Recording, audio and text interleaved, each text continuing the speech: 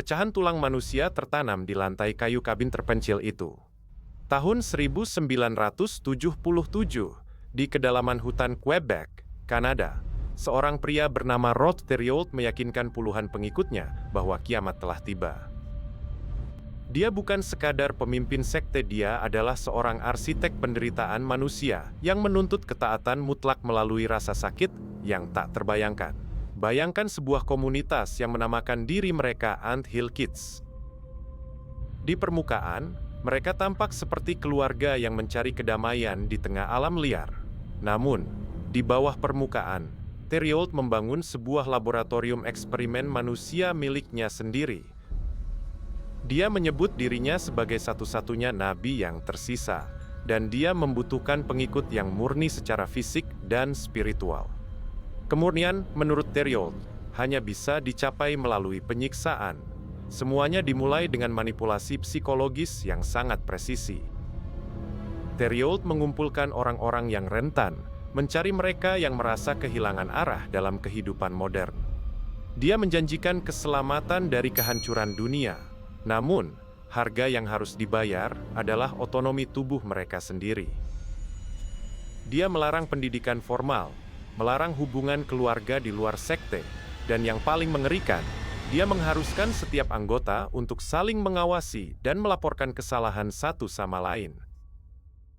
Setiap pelanggaran kecil, seperti berbicara terlalu keras atau menunjukkan keraguan, akan berujung pada hukuman fisik yang brutal. Disinilah letak kengerian yang sesungguhnya. Dia tidak hanya melakukan kekerasan, dia mewajibkan pengikutnya untuk melakukan kekerasan itu sendiri. Seorang ibu dipaksa untuk menghukum anaknya dengan cara yang melampaui batas kewajaran. Seorang suami dipaksa untuk menyakiti istrinya. Ini adalah teknik fragmentasi psikologis yang sempurna dengan membuat mereka menjadi pelaku kekerasan. Dia menghancurkan rasa harga diri mereka sekaligus mengikat mereka secara permanen pada dosa-dosa yang mereka lakukan di bawah perintahnya. Memasuki pertengahan tahun 1980-an, pengaruh Thériault mencapai puncaknya. Kabin-kabin di hutan Quebec berubah menjadi penjara tanpa dinding. Tidak ada yang berani melarikan diri karena dia telah menanamkan ketakutan bahwa dunia luar lebih mengerikan daripada neraka yang dia bangun di dalam hutan. Dia melakukan prosedur bedah yang amatir tanpa anestesi.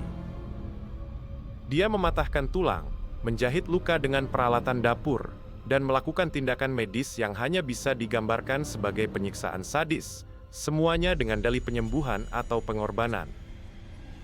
Salah satu catatan polisi yang ditemukan bertahun-tahun kemudian mengungkapkan bahwa setidaknya ada beberapa nyawa yang melayang karena infeksi pasca operasi yang sengaja dibiarkan. Thériault menonton saat pengikutnya menderita, mencatat reaksi mereka dalam jurnal pribadinya, mengamati ambang batas rasa sakit manusia sebagai bahan observasi pribadinya. Kekacauan semakin menjadi ketika dia mulai mempraktikkan pengusiran roh jahat melalui metode yang melibatkan trauma fisik ekstrem. Dia mengklaim bahwa dengan memberikan rasa sakit yang cukup, roh-roh tersebut akan meninggalkan inangnya. Ini adalah logika yang memutarbalikkan kenyataan. Namun bagi mereka yang sudah terjebak dalam delusi kolektif, hal itu terdengar masuk akal. Mereka yang tersisa di dalam sekte tersebut adalah individu yang sudah benar-benar kehilangan kontak dengan realitas. Mereka tidak lagi memiliki identitas sendiri. Mereka hanyalah perpanjangan tangan dari kehendak Thériault. Bahkan saat pihak berwenang mulai mencium bau busuk dari arah hutan, Thériault sudah bersiap. Dia memiliki sistem peringatan dini, dia memiliki informan, dan dia memiliki mentalitas pengepungan yang telah dia bangun selama bertahun-tahun. Namun, tidak ada rezim kekerasan yang bisa bertahan selamanya. Pada tahun 1989, kebenaran mulai mencuat ke permukaan bukan karena penyelidikan polisi, melainkan karena salah satu pengikutnya berhasil lolos dalam kondisi yang sangat memprihatinkan. Ketika polisi akhirnya menyerbu area tersebut, mereka menemukan pemandangan yang membuat para detektif veteran sekalipun terdiam. Mereka menemukan ruang bawah tanah yang digunakan sebagai tempat penahanan, alat-alat bedah yang berlumuran darah kering, dan tumpukan jurnal yang berisi catatan rinci tentang bagaimana setiap individu harus dipatahkan semangatnya. Theriault ditangkap, namun kengeriannya tidak berakhir di sana. Selama persidangan, dia menunjukkan perilaku yang tidak menyesal sedikitpun. Dia justru tampak menikmati sorotan, bertindak seolah-olah dia adalah martir yang disalahpahami oleh masyarakat yang bodoh. Dia divonis penjara seumur hidup, namun bayang-bayang dari apa yang terjadi di kabin-kabin itu terus menghantui setiap orang yang terlibat.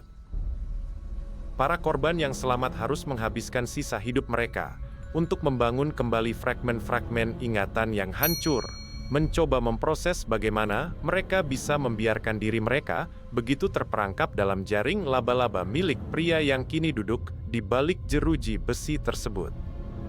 Bahkan di dalam penjara, Theriault masih mencoba menunjukkan dominasinya atas narapidana lain, hingga akhirnya dia menemui ajalnya di tangan sesama narapidana pada tahun 2011. Kematiannya dianggap oleh banyak orang sebagai penutup dari bab gelap sejarah yang seharusnya tidak pernah terjadi jika masyarakat lebih peka terhadap pola manipulasi yang halus. Kita sering menganggap bahwa sekte adalah sesuatu yang jauh, sesuatu yang tidak akan pernah menyentuh hidup kita. Namun, Rod Theriault membuktikan bahwa dengan isolasi yang tepat dan kontrol informasi yang ketat, siapapun bisa menjadi mangsa. Dia menciptakan dunia di mana rasa sakit adalah satu-satunya bahasa komunikasi, dan di mana kebenaran dikubur sedalam